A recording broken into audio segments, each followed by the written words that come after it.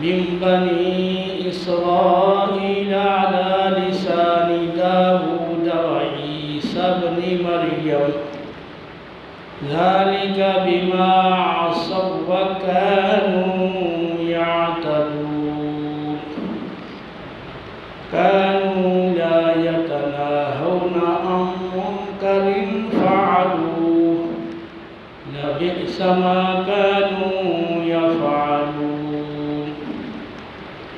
صدق الله العظيم. قال الله تبارك وتعالى في شان حبيبه الكريم إن الله وملائكته يصلون على النبي يا أيها الذين آمنوا صلوا عليه وسلموا تسليما. اللهم صل على محمد وعلى آل محمد كما صليت على